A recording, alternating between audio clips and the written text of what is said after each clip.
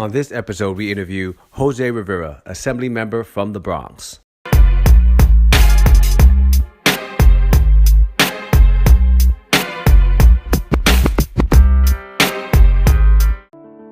Living legend.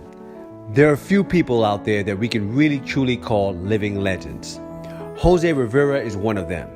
Jose Rivera, born in Puerto Rico, from the Bronx and raised in the Bronx, who is an activist, policy lawmaker. He describes what it was like in the late 70s in his neighborhood. By 78, it was Jimmy Carter that came to the Bronx. President Jimmy Carter. He came to the Bronx, and he was shocked at what he saw in the Bronx. Of course, he comes from beautiful mountains of Georgia, owns a farm, beautiful country. You come into our neighborhood, which looked like Berlin, 1945.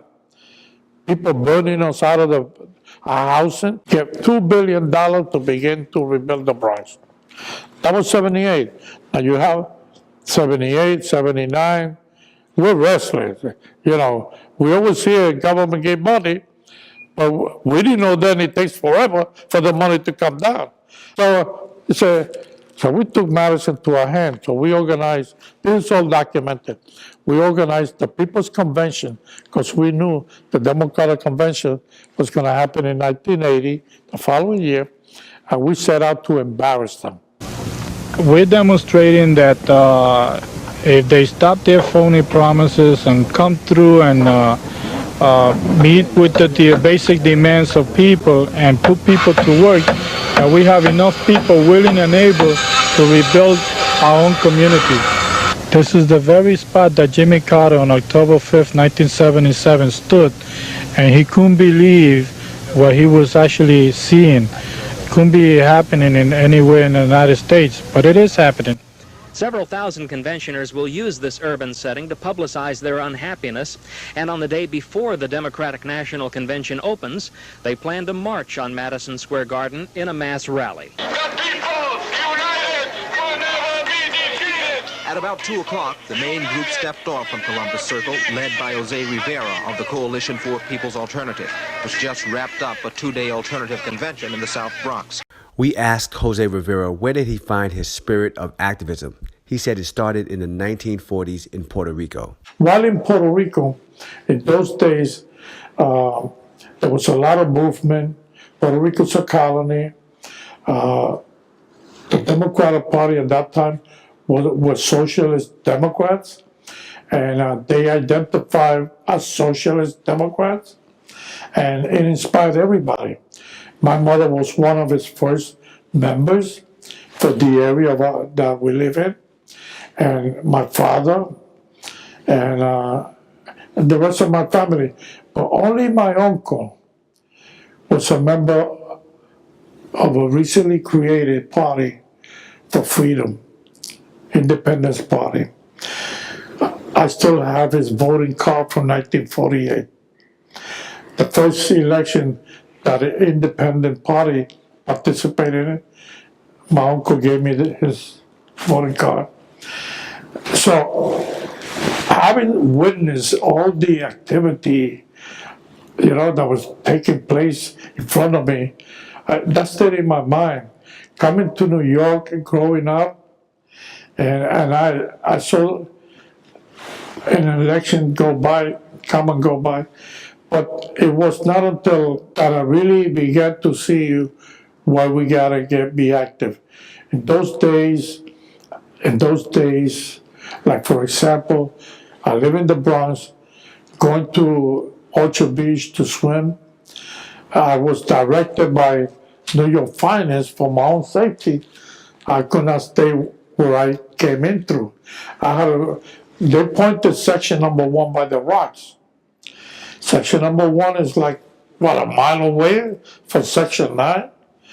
It was not friendly to us, the section 9 and so on. But it was not until 1955 that I witnessed on TV coming home all this anger, all this agitation taking place in front of me.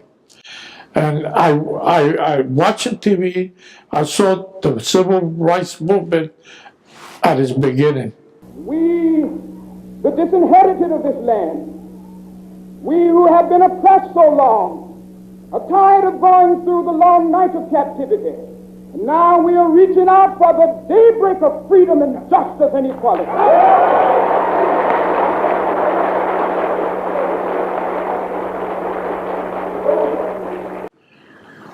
I said, wait a minute, something's happening to us here, you know? Then I kept following the movement.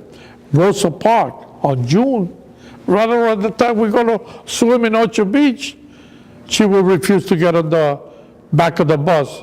That inspired me, inspired us. And I can tell you, my friend, by 1956, in a way, we were part of the civil rights struggle in the Bronx. And we marched from Section 1 to Section 9, okay?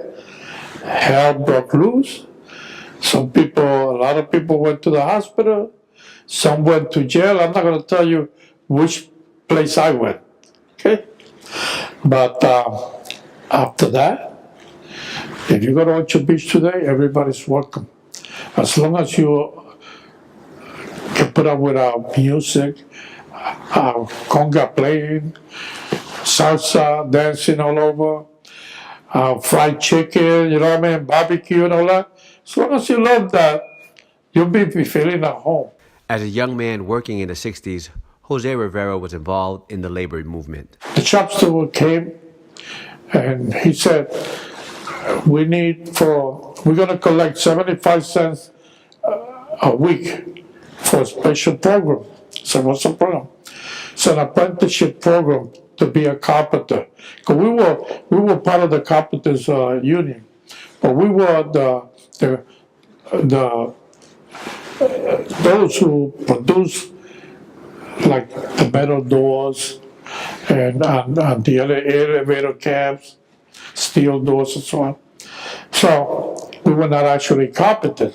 So I was a young man, you know, about 22 or something. I said, I like that. Of course I'll give you 75. I want to be part of it. The guy told me in my face, it ain't for you, Jose. Right in my face. And you want me to pay 75 cents additional? I don't know about that. The shop was maybe over 90% black, and the rest mostly Puerto Rican, with the exception of the foremen were all white. Okay? So now, when I noticed he went to a table, a lot of my friends were sitting, and he approached him, I moved behind him. So when he said, I'm gonna collect, blah, blah, I said to my friends, tell him I said to him, tell him what you told me. So Big Mo said, what did you tell Rivera? Oh, I told him it was not for him. So I said, at that moment, I said, guy, we're gonna pay into something they're not gonna allow us in. What is this, the South? You know what I mean? No way. And we began a movement that by 1967, it began a movement. Local Union 2947, the carpenters, look it up. We elected, okay, the first African American to be president of a union in those days, 1967. It wasn't until 1982 when Jose Rivera first ran for office, and he ran for New York State Assembly, the seat that he currently holds now. Jose Rivera had no movie star bankrolling him in his successful quest to become the Assemblyman from the South Bronx's 77th AD. Indeed, this is what he told voters while campaigning. I know what you're going through. I know what's standing in line. I know what it is to go to the unemployment office. Rivera has been to Albany numerous times to fight for better housing and job opportunities for minorities. Now he'll be going there as a $28,000 a year lawmaker, sitting with Democrats. The only thing that's going to change about me is the fact that I might have to wear a three-piece suit. I will also be taking along my outfit, my jeans and my shoes. Look, see, okay? So should help me win the election, you see, okay? I wear many hats. Everybody knows I am a proud New Yorican, okay? Raised in the Bronx. And all the struggle has been in the Bronx. So, see this? I wear proudly my hat.